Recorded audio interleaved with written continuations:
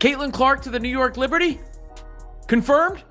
You guys? The photo circulating went viral of Caitlin Clark in the bowels of the Barclays Center with Liberty coach Sandy Brondello and Breanna Stewart and Sabrina. Hold up. Did you just witness what I witnessed? The Indiana Fever just executed the most audacious move in sports marketing history. They sold every single ticket, packed that arena to the rafters, got fans traveling from 3 states away, and then, boom. Oh, by the way, your superstar isn't playing tonight. This isn't just disappointing fans. This is rewriting the playbook on how to turn loyalty into betrayal. The question isn't whether Caitlin Clark is injured. The question is, when did basketball become a shell game?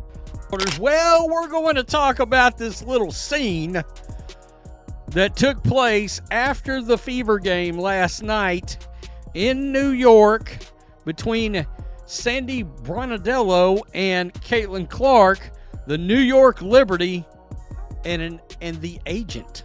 The agent. That is what makes this so interesting. You know what's wild? We're watching the most electrifying talent in women's basketball get treated like a target practice dummy, and somehow the conversation is about whether the refs are doing their job. Friends, this goes way deeper than bad calls. This is about a league that finally has their golden ticket and they're treating it like it's disposable. Every game Caitlin Clark steps on that court, she's not just playing basketball, she's rolling the dice with her entire future. And the house always wins. And many people is insinuating that Caitlin Clark could be trying to plan the outs of Indiana. Yes. People is already saying that Caitlin Clark could be trying to get the hell out of Indiana. Is a WNBA team that have been very, very, very much in they made it clear that they want Caitlin Clark, or they're eventually going to want Caitlin Clark. Along those lines, they made it very, very clear. And that team is the New York Liberty. And today, we have just seen the New York Liberty players after the game meeting up with Caitlin Clark. It is Stewie, it is Sabrina Ionescu, there is Sandy Brondello. And by the way, Stewie is not leaving New York the rest of her career. That is one thing that I will be 199. I need everyone to understand something. This isn't just about one player or one injury. This is about what happens when money talks louder than medical advice. Picture this. You're a fan, you've saved up for months, you've bought the jersey, you've planned your whole weekend around seeing your hero play. And then, after you've already handed over your hard-earned money, they tell you she's not playing. That's not sports management, that's bait and switch. And the most heartbreaking part? Caitlin Clark knows exactly what's happening. New York Liberty sent the blitz. Sandy, Sap, and Stewie are all talking to Caitlin Clark in the tunnel. So my guess is this right here happened at the conclusion of the game. This, my friends, is currently going viral all over social media right now.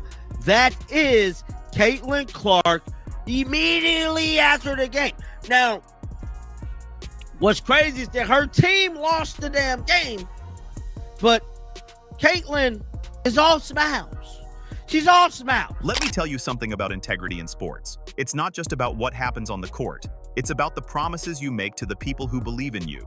When you sell tickets based on a player's availability and then bench them without warning, you're not just breaking a business contract, you're breaking hearts. And here's the kicker. Caitlin Clark is watching teams like the New York Liberty, and she's seeing how different organizations treat their stars. Can you blame her for having those conversations? This is how it starts in sports. This is how it starts in the NFL. This is how it starts in the NBA. When you start seeing the wheels in motion, there's signs. There's signs before eventually a player gets traded. A player eventually marks their next destination. The Indiana Fever, you're on notice. You're on notice. You better recognize what you've got going on, the asset in front of you, and you do whatever you have to do to correct what is happening. You want to know what's truly heartbreaking about this whole situation? It's watching Caitlin Clark try to be everything to everyone while her own body is screaming for help. Look at her face in these clips. This is a young woman who's carrying the weight of an entire franchise, an entire league on her shoulders. And every time she grimaces, every time she favors that leg, every time she pushes through pain that would sideline most players, she's not just being tough, she's being exploited. The injury report reads like a medical textbook: quad strain, groin pull, ankle issues. But here's what the injury report doesn't tell you. It doesn't tell you about the sleepless nights, the constant pressure, the impossible choice between letting down millions of fans and protecting her own future. This isn't just about basketball anymore. This is about a young woman who deserves better than being treated like a commodity. I say, imagine getting on national TV, being paid by ESPN, paid by CBS, and have the nerve to look at the viewing public, lie to them, and say the Indiana Fever are more dangerous without Caitlin Clark. I'm curious, are those same people going to be on TV this evening, tomorrow morning?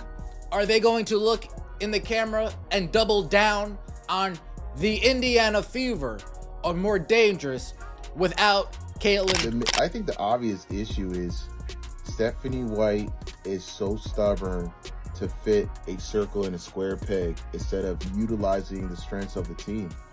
And she probably felt relief because Caitlin Clark was hurt, that, oh, this is my time, I could introduce the culture and the system. And some actually bought in. And then when Caitlin Clark comes back, she doesn't know how to use her. That's not... Let me paint you a picture of what's really happening here. Caitlin Clark isn't just playing basketball, she's performing a high-wire act without a safety net. Every possession, every cut, every pivot is a calculated risk with her entire career hanging in the balance. And the most frustrating part? This was completely preventable. You know what great organizations do? They protect their investments. They play the long game. They understand that one healthy superstar for 10 years is worth more than one burned-out superstar for 2 years. But what we're seeing here is the complete opposite. It's short-term thinking that's going to have long-term consequences. And can we talk about the message this sends to young athletes? You're watching kids across the country who idolize Caitlin Clark, and what are they learning? That playing through pain is heroic? That your value as a person is tied to your ability to perform when injured? That's not just wrong, it's dangerous. We should be teaching these kids that knowing when to rest is just as important as knowing when to push through. That taking care of your body is not weakness, it's wisdom.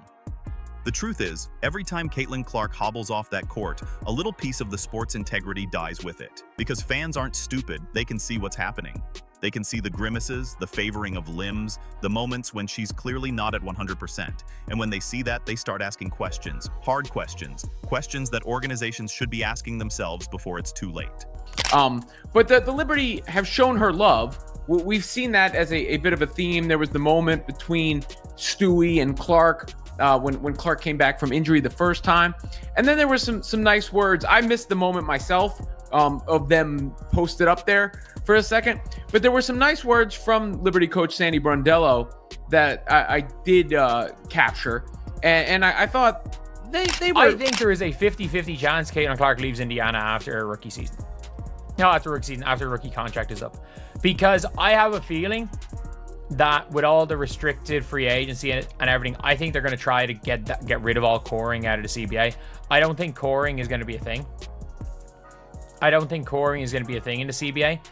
And obviously, look, you're going to have to core players. And they're going to have to core Aaliyah a year earlier than Caitlin.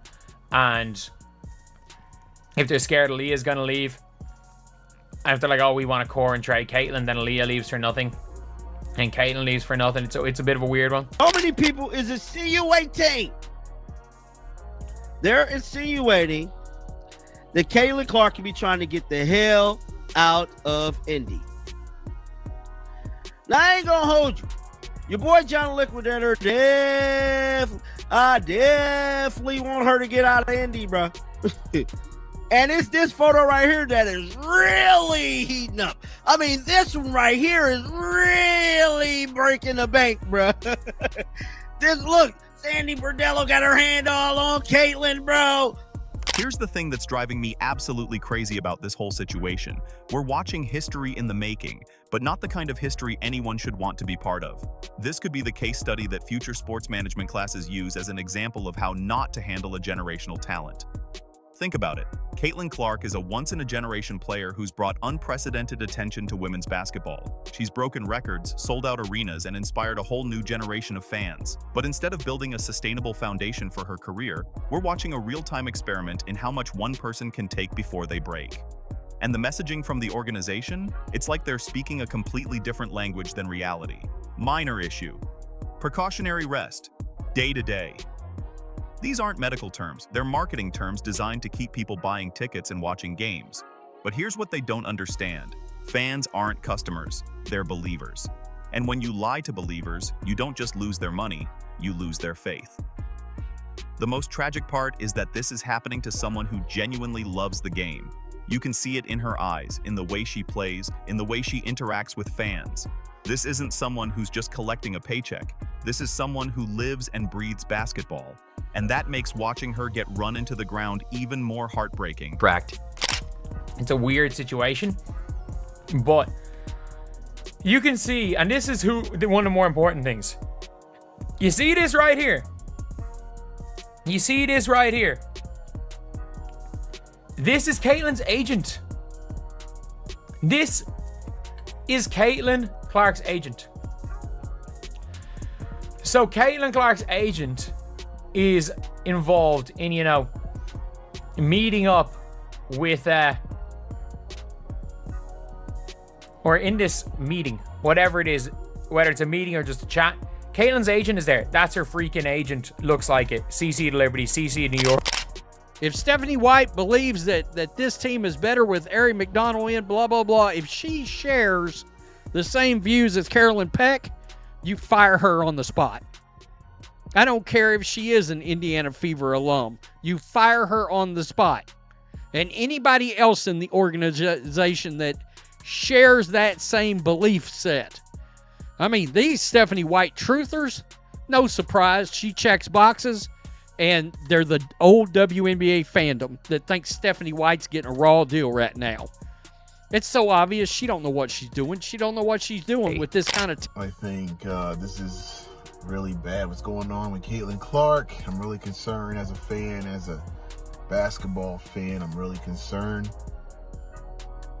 I hope it's not serious. I hope it was just a little strain and she just needs rest. I just hope it's minor. We don't know what's going on, but man, imagine if Caitlin Clark misses the whole entire All-Star game. Wow. That could be a possibility. If that happens, this is nothing but Kathy Engelbert's fault. You got these garbage refs that don't protect the players. You allow players do what they want to do. You don't. So here we are at the crossroads of what could be the most important decision in modern women's basketball. Caitlin Clark is watching, the fans are watching, other teams are watching. And the Indiana Fever? They're still trying to convince everyone that everything is fine while the house burns down around them. But here's the thing about great athletes. They remember everything. They remember who believed in them when they were struggling. They remember who protected them when they were vulnerable. And they definitely remember who treated them like a disposable commodity when they were at their most valuable. The New York Liberty conversation isn't just about tampering or free agency. It's about recognizing talent and treating it with the respect it deserves. And if the Indiana Fever can't see that, if they can't understand that their most valuable asset is also a human being who deserves better, then maybe, just maybe, it's time for that asset to find a home where she'll be truly valued. The clock is ticking, Indianapolis. The question isn't whether Caitlin Clark will recover from her injuries. She's tough enough to come back from anything. The question is whether the relationship between her and the organization can recover from this. And based on what we've seen, that might be the most serious injury of all,